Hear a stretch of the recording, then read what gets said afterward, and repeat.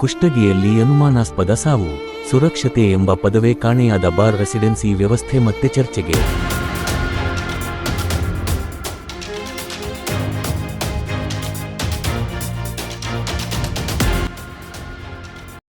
ಮಂಗಳವಾರ ಬೆಳಗ್ಗೆ ಕುಷ್ಟಗಿಯ royal bar and ರೆಸಿಡೆನ್ಸಿಯಲ್ಲಿ ನೀಡಶೇಸಿ ಗ್ರಾಮದ ಮುತ್ತಪ್ಪ ಹನುಮಗೌಡ ಪಾಲಿಸ್ ಪಾಟೀಲ್ 45 ವಯಸ್ಸು ಅನುಮಾನಾಸ್ಪದವಾಗಿ ಮೃತಪಟ್ಟಿದ್ದಾರೆ.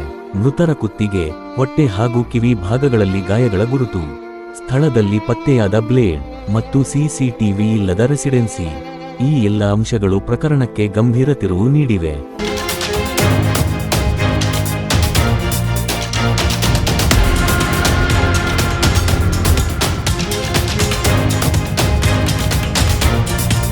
ಸಿಸಿಟಿವಿ ಕ್ಯಾಮೆರಾ ಕಾರ್ಯನಿರ್ವಹಿಸಿಲ್ಲ, ವಾಚ್ಮೆನ್ ವ್ಯವಸ್ಥೆಯೇ ಇಲ್ಲ, ಅತಿಥಿ ದಾಖಲೆಗಳಲ್ಲಿ ಅಸ್ಪಷ್ಟತೆ, ತುರ್ತು ಪರಿಸ್ಥಿತಿಗೆ ಯಾವುದೇ ವ್ಯವಸ್ಥೆ ಇಲ್ಲ. ಇದು ಕೇವಲ ನಿರ್ಲಕ್ಷ್ಯವಲ್ಲ, ಕ್ರಿಮಿನಲ್ ನೆಗ್ಲಿಜೆನ್ಸ್ ಎಂದು ಕಾನೂನು ತಜ್ಞರ ಅಭಿಪ್ರಾಯ.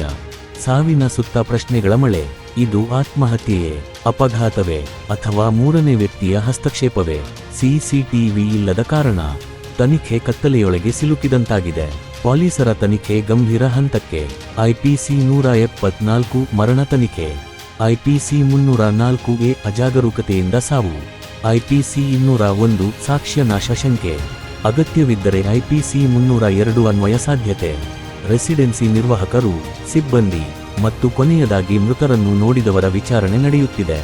ಸ್ಥಳೀಯರ ಆಕ್ರೋಶ, ಇಂತಹ ಸುರಕ್ಷತೆಯಿಲ್ಲದ ರೆಸಿಡೆನ್ಸಿಗಳಿಗೆ ಪರವಾನಗಿ ನೀಡಿದವರು ಯಾರು ಎಂಬ ಪ್ರಶ್ನೆ ಇದೀಗ ಜಿಲ್ಲಾಡಳಿತದತ್ತ.